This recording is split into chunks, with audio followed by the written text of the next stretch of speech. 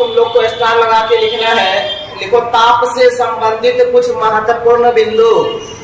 ताप से संबंधित कुछ महत्वपूर्ण बिंदु लिखो। तो लिखो ताप से संबंधित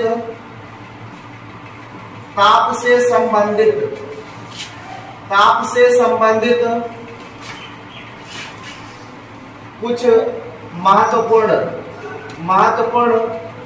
बिंदु। ताप से संबंधित कुछ महत्वपूर्ण बिंदु, ये ऑब्जेक्टिव टाइप्स क्वेश्चन रहेगा। ताप से संबंधित कुछ महत्वपूर्ण बिंदु लिख लिया। लिखो पहला लिखो सामान्य पानी का क्वथनांक कितना होता है। सामान्य पानी का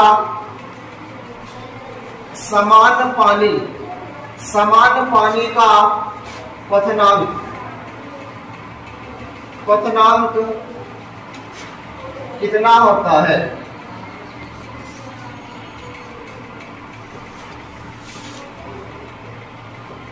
लिखा सामान्य पानी का क्वथनांक कितना होता है। क्वथनांक बोले तो बॉइलिंग पॉइंट, मतलब पानी जो है वो कितने डिग्री सेल्सियस पर उबलना प्रारंभ करती है। पानी कितने डिग्री सेल्सियस पर उबलना प्रारंभ करती है, वही क्वेश्चन है कि सामान्य पानी का क्वथनांक कितना होता है। तो आंसर लिखना है 100 डिग्री सेल्सियस। आंसर लिखो 100 डिग्री सेल्सियस, मतलब पानी जो है वो 100 डिग्री सेल्सियस पर उबलना प्रारंभ करती है। दूसरा क्वेश्चन लिखो सामान्य पानी का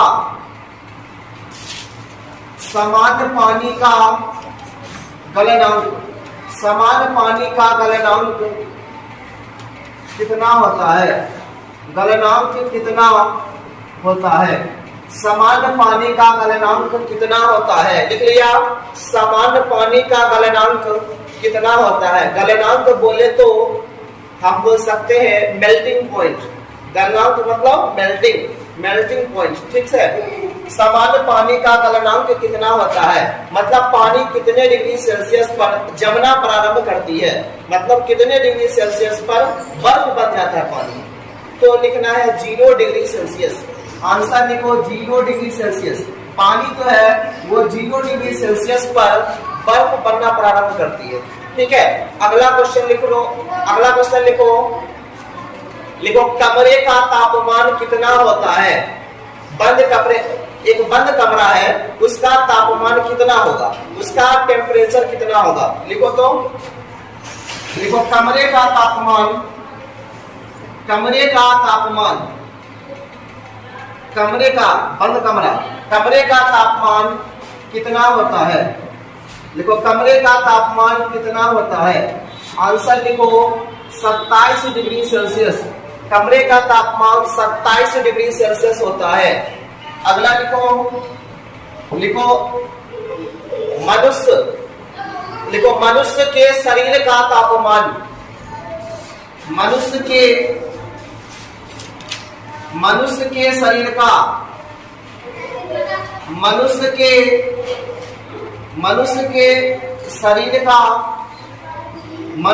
शरीर का तापमान कितना होता है। मनुष्य के शरीर का तापमान कितना होता है। मनुष्य के शरीर का तापमान कितना होता है। लिख लिया मनुष्य के शरीर का तापमान कितना होता है। आंसर लिखो 37 डिग्री सेल्सियस। आंसर लिखना है 37 डिग्री सेल्सियस या 98.6 डिग्री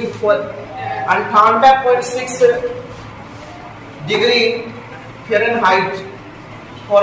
लिख लिया 98.6 डिग्री फ़ारेनहाइट, ठीक है। तो हम लोग जो बुखार को मापते हैं वो फ़ारेनहाइट में मापते हैं। किसमें मापते हैं? फ़ारेनहाइट में, ठीक है। मतलब फ़ारेनहाइट, बुखार को किसमें मापा जाता है? फ़ारेनहाइट में, ठीक है। सामान्य मनुष्य 130 डिग्री फ़ारेनहाइट से ज्यादा होगा तब किसी आदमी को बुखार आता है। बात समझ रहा है? 130 डिग्री फ़ारेनहाइट से ज्यादा आएगा तब बुखार आएगा। लिखो लिख लिया। मनुष्य के शरीर का तापमान कितना होता है? 37 डिग्री सेल्सियस। और अगर हम फ़ारेनहाइट में बोलेंगे तो कितना बोलेंगे? 98.6 डिग्री फ़ारेनहाइट। लिखो अगला,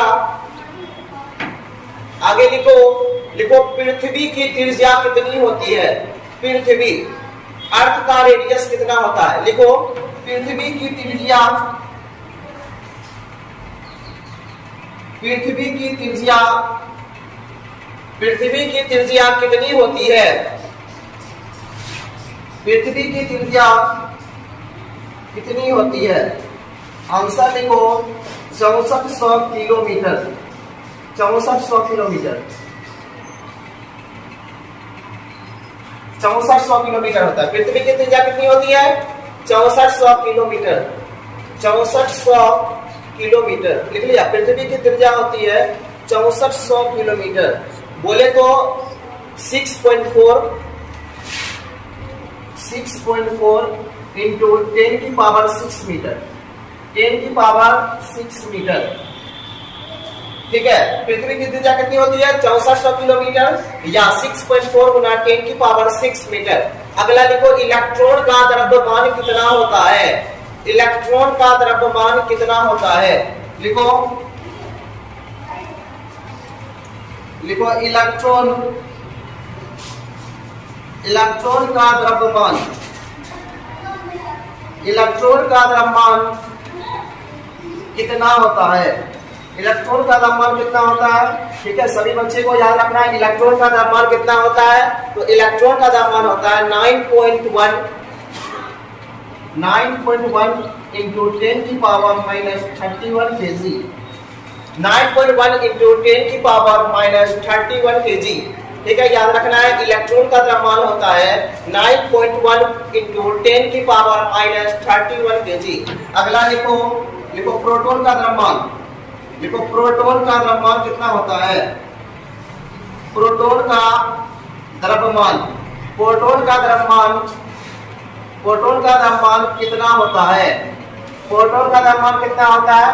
तो आप लोगों को लिखना है प्रोटॉन का द्रव्यमान होता है 1.67 इंटू 10 की पावर माइनस 27 kg, 1.67 इंटू 10 की पावर माइनस 27 kg। लिख लिया। 8 नंबर लिखना है आप लोगों को, लिखो 8 नंबर, 8 नंबर लिखना है। लिखो पृथ्वी का द्रव्यमान कितना होता है? लिखो पृथ्वी का द्रव्यमान कितना होता है? पृथ्वी का द्रव्यमान,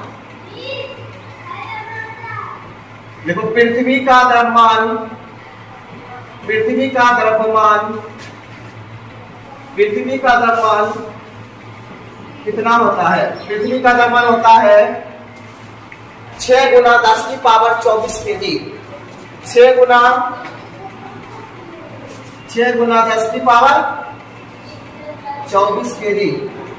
पृथ्वी का द्रव्यमान कितना होता है? 6 गुना 10 की पावर 24 kg। ठीक है, अगला लिखो, लिखो एक AMU, AMU मतलब एटॉमिक मास यूनिट, AMU का full form atomic mass unit. लिखो एक परमाणु द्रव्यमान तुल्यता, लिखो 1 AMU, AMU इंग्लिश में बोलेंगे परमाणु, इसका पूरा नाम है परमाणु द्रव्यमान तुल्यता, एटॉमिक मास यूनिट। इंग्लिश में बोलेंगे एटॉमिक मास यूनिट। 1 AMU बराबर कितना होता है?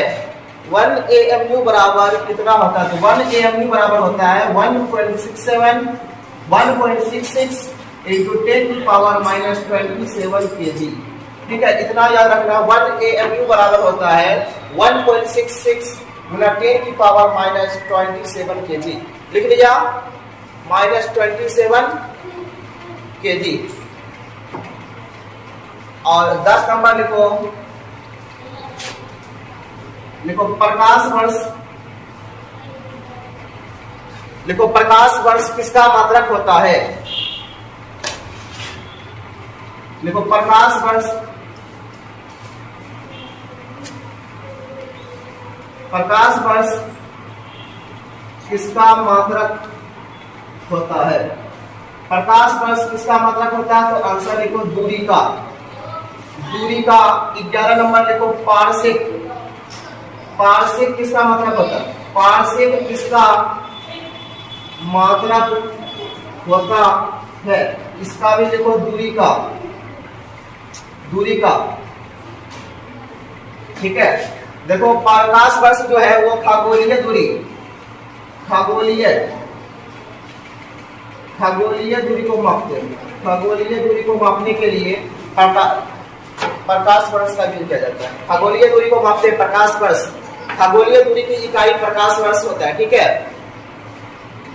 अब लिखो 12 नंबर लिखो दूरी को किस यंत्र द्वारा मापा जाता है? दूरी को किस यंत्र द्वारा मापा जाता है? आंसर लिखो ओडोमीटर। आंसर लिखना है ओडोमीटर। लिख लो। तो आज के लिए इतना ही।